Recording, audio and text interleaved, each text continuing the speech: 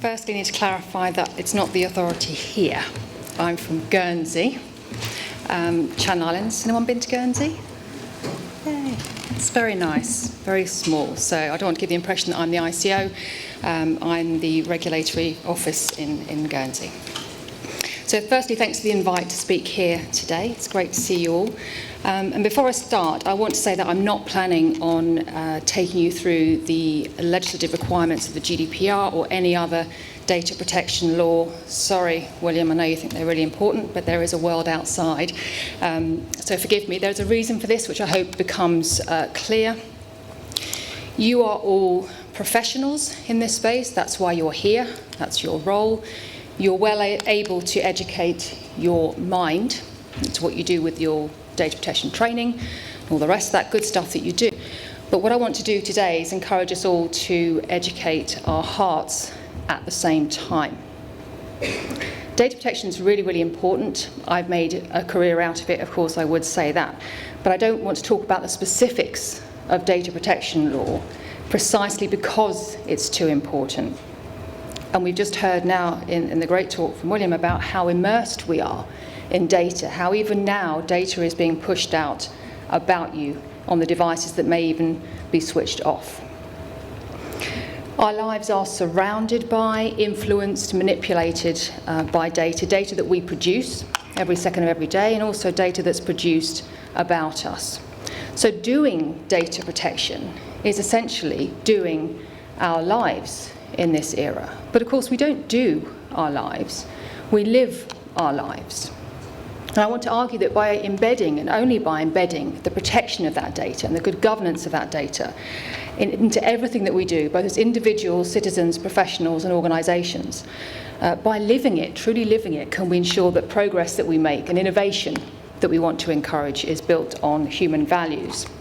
And I think if you look at the current economic model, I don't think it's built on human values. It's built on harvesting and profiting from our data, our attention. It's treating us as data points to be exploited and profited from rather than as human beings. And we all need just to pause and reflect on that for a moment. Even pausing may take real conscious effort, because your attention is being manipulated on a most staggering scale. Our digital world is designed, the tablets you have with you today, you may have at home the 14 different tablets that William has and phones, they're designed to make you scroll more, to click more, to watch more videos, to see more videos of cute kittens and all the rest of the malarkey. And this is what's been described, sorry, the slides aren't great quality, I'm afraid, been described as a human downgrading, this addiction, social isolation, outrage, misinformation, fake news, political polarisation, the list goes on. So the giving of your time and your attention to think carefully about what we're all doing, what we stand for as human beings and as organisations and societies, and how we can achieve better outcomes, both as individuals and organisations and countries, is maybe more important than you realise. None of this is inevitable. Does anyone recognise this chap? Has anyone ever seen this chap in person? Tim Berners-Lee, Sir Tim Berners-Lee, credited as the inventor of the internet, a very quietly spoken, gentle man, worth looking up if you get a chance, but you never hear about him. But he's very thoughtful in this space, and he hasn't made a whole load of money out of it, and that brings a humility in what he has to say. But he talks about the need for a mid-course correction and a dysfunctional future. So we're here today to think about data. Those of us who live and work in this space have a responsibility, I think, that's unmatched in recent history. And each one of us needs to take responsibility, and events like this are a big part of that. Keeping that narrative and that dialogue going is terribly important. But the first step to doing anything that matters, in my view, is to give attention to the things that matter. So the question of what we attend to is a question of what we value, is it not? So thank you for giving this moment and these issues, the thoughts that you'll hear about from speakers today. Thank you for giving that your undivided attention, because you can make a difference, regardless of what you do or what your organisation does or the size or scale of it. And we can deliberate and argue over specifics of law, and indeed William will be glad if we did, I'm sure. Things about consent, discussions around consent and opt-outs. But if we're being really honest with each other, we, I think, have to admit that in this modern digital era, there really is no opting out anymore. The consent model is, I think, broken. Meaningful individual consent is essentially impossible. We are largely, even DP professionals, entirely ignorant about the way in which our data and organisations are handling our data and what they're doing with it both today and in the future. Okay, I want to think for a moment about driving and road safety. Nothing to do with data, I hear you say. Yes, well, you're right. But stay with me. Those of us that do drive, we've had to learn to drive. You have to be a certain age before you're allowed to drive. You have to demonstrate a certain level of skill. You have to pass a test. Your car has to be roadworthy. You have to have a license and insurance. Then there are the roads themselves. They have to be maintained. There are speed limits. There are cameras. Signs are put up. Lines are painted, and so on and so forth. If there's a crash, the emergency services are on hand to turn up and fix things. Ambulances can attend quickly, bringing professional medics to the scene to help those that may be injured. But if we think about driving well, who of you do drive in this room? Hands up. Nearly all of you. Most people drive, yeah. If we think for a moment about what you think about when you're getting in the car and when you're driving. I would suggest you don't just think about this. You don't just think, well, there's an ambulance at the end of this, so it's all going to be fine. You think about all the other things that I've talked about and more when you get in the car. And all those other things play a huge part. And I want to parallel that with the world of data regulation, because we can, as I'm in the regulatory office, we can, as jurisdictions and organisations, frame our responses and put effort into responding when things go wrong. And we're very good at that, on the whole, regulators. But this very myopic view surely misses out the very broad, rich, more real, more human picture of our world and our reality in that world. We don't just drive well because we know the ambulance is there. We drive well to keep ourselves safe, those passengers in the car safe, those other drivers around us safe. And we want to look after our property as well. It's certainly true that this data world, in the context of data protection, this is unbelievably complex today, and it's incredibly fast moving. So the counting of enforcement action is so much simpler than dealing with the complexities of striving for really good outcomes. First of all, understanding what those outcomes are, and then striving for them and measuring for them. That is really tough. But the thought of simply relying on ambulances is unconscionable in driving terms because of the harms, I think. We're not just looking at picking the bits up after the event. And when we talk about harms in road accidents, those are harms to people, so we wouldn't even tolerate that approach to it. But the reality is, data harms are now real. And behind every statistic that you see around a data breach is a human being, or many human beings, very possibly yourself. But we do have trouble comprehending the real-world harms in the context of data. And as a rule, when we can comprehend real-world harms, we're much more likely, we're much better at responding, both as individuals and citizens, also society, in terms of legislation that kicks in, culture, public anger, media coverage around these things. And have a look at some harms that are really visual, that we can really see. And the environmental is just one. And have a think about the public narrative around these harms in today's era. And data harms have, until quite recently, I think, largely been abstract to us and seen as outside the threshold of our perception. Even the language, things like cloud, a sort of ephemeral discussion. But they are starting to be seen and starting to be understood. And in the same way that our approach to plastic or the environment is not driven by law, our approach to that stuff is driven by our own values and our own view of the harm that is causing. our approach to data must now be the same, because it isn't ever just laws. Again, apologies, William. It isn't ever just laws that inform this stuff. It's a much more complex, there's a myriad of different influences. And just a few, again, the quality isn't great, apologies, but laws are part of a much bigger picture, and I could try to put as many bubbles in here as I could, but there was room for many, many, many more. This is about the culture of our society, the culture of your organisation, our values, the market pressures, industry. So legislation must be seen as a safety net in this thing, not as an ethical baseline. That's a really, really important point. And if you think about, many of us will have Apple products, and if you can read that, this is a genuine advertising board where they are framing their approach to their product around privacy. They're using it as a competitive, what they would see as a competitive advantage, as a selling point.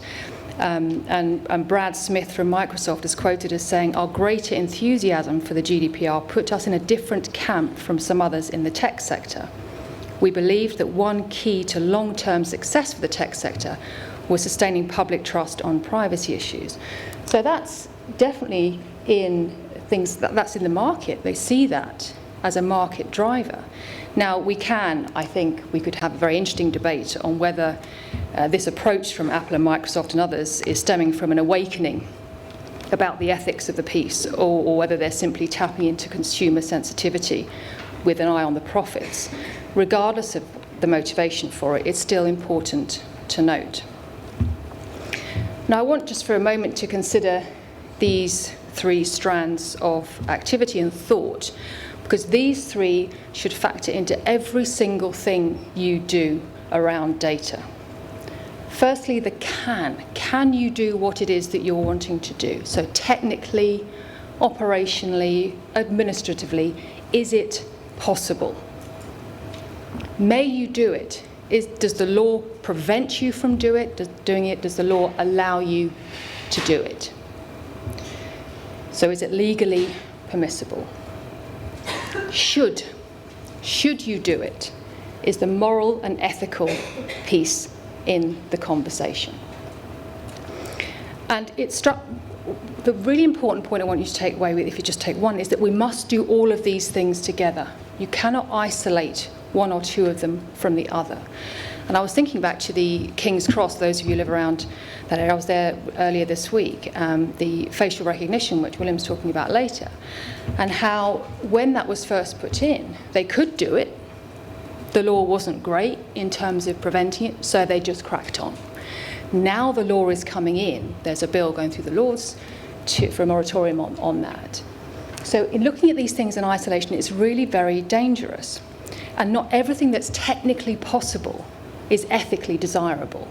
And that's an important point too. And if we only look to law to be our saviour in this space, we're missing a huge part of the conversation. We're missing opportunities. That's an important point to make, but we're also increasing risk. Those of you that followed the Cambridge Analytica story may have seen this quote from the ex-COO, where he talks about making ethical mistakes. There's so much I could say about that, because it was too focused on regulation. I mean, that's just the most appalling excuse. But what he's doing is he's saying, we did the first two. Oops, sorry, too busy doing that to worry about the last one. We need to stop allowing that as an excuse. But ethical business practices, I think as consumers, we'd all buy into the fact that it's increasingly a factor in customer loyalty, etc., where you go to get your coffee or your lunch. But let's not pretend that it's all upside, because doing things ethically may well slow things down. It may throw out profitable ideas. It might add new costs to your project. But ethics is not and should not be subservient to profit. And this is where the values of a company, I believe, when I'm talking about values of a company, I really should move on from this slide, shouldn't I? But that's where they're really tested, because this really does matter. And just in your own life, just for a brief moment, think about the most important things in your life today. Things that you've achieved, things that you've done, professional qualifications, educational qualifications, raising a child, learning to paint, learning to play an instrument, reading a fabulous book. Mostly those things have taken time, because some things are surely worth taking time over. So let's think about the mantra, move fast and break things. So doing things fast and breaking things is fine to a point, and innovation needs a little bit of that. But not when the things being broken are us. So I absolutely don't mean there's no place for regulation, but rather that we need to reconceptualize what we mean by it, what we expect from it, and how we approach it, understanding that it's only one part of a much broader picture. And the reality is, unless we engage on it from that place and on that level, we're never going to affect meaningful change. Because fines make really, really good headlines, and everyone loves a good headline about someone being fined eye-watering amounts. But big tech is now simply costing these fines into their business-as-usual models. So moving away from a business model that sees us all as data points and missing out on the ethical perspective on it all, rather than human beings, must be our priority as business leaders and professionals in this space. Because when we're talking about consequences and outcomes, we must never ever forget that we are talking about ourselves and our own lives. So I want us to approach the protection of data in a way that we do other areas of our lives, where there is first and foremost a deep-rooted cultural and values-driven approach, that we do the right thing and demand the right thing be done because we are decent, ethical citizens. So we all need to be part of the mid-course correction that Sir Tim Berners-Lee talks about, because this trajectory we're on is not inevitable, but it will be if we don't step up. And of course, these things are driven by us, not by the tech. The tech doesn't exist outwith of us. And technology cannot fix the things that society doesn't want it to. What is society? It's you, and it's me, and it's the person sitting next to you. I'm only a very small regulator in a very small office, in a very small island that most of you have never been to and never would want to. I can't change the world, but I can be part of a movement that does. I want to just talk very quickly about our own approach in our office. We're a regulator. We're the same as we're the Guernsey equivalent of the ICO, much, much smaller and much cheaper. But we have thought very hard about this, because the danger is that we just move to enforcement position. We know that we can get fines out, we know that we can get enforcement, but the harm has been done. So what we have to, as part of our job and our statutory obligation, to detect and enforce when things go wrong. But that's essentially sending in the ambulance. What we want to work very, very hard at is predict and prevent. Predicting what the harms look like, understanding what the harms look like, and then working really hard to prevent them. Now, these are not isolated, they're not silos. They work and they're fluid with each other, and our predict and prevent work feeds very heavily into our enforcement area. But this, if we can get the predict and prevent right, because the reality is, on the road today, most people want to drive safely. As responsible citizens, you want the idiots that don't drive safely to be dealt with. I think we all feel the same way. But that isn't the vast majority. You are the majority in this room today. The vast majority of you will want to do the right thing, will want to understand how to do the right thing, I would suggest. You just need help in working through some of the complexities and the challenges, as we heard in the introductory speech. There are challenges. It is complex, but it is doable. And if you approach it that way, it becomes a lot easier. So I feel very, very strongly, as you probably gathered, that the first step for us all is to engage with this on a different level, on a why level. Why is this important? Why is the law here in the first place? What would the world look like without it? Why does it matter for me, my family, my colleagues, my organisation, my society, and my country? Because only then can you really get into the how. So you understand why you're doing it, then the how becomes bearable. all the operational administrative things that you're going to have to be doing around data protection compliance it makes sense suddenly. It may be administratively burdensome, but you understand why you're doing it, and then it becomes deliverable. And I want to leave you with a quote from many decades ago, actually, but which really resonates in today's environment. It's a quote from Einstein from 1932's Armament Conference, where he said, "Success in such great affairs is not a matter of cleverness or even shrewdness, but instead a matter of honourable conduct and mutual confidence. You cannot substitute intellect for moral conduct in this matter. I should like to say, thank God you cannot. It is not the task of the individual who lives in this critical time merely to await results and to criticise. He must serve this great cause as well as he can, for the fate of all humanity will be that fate which it honestly earns and deserves."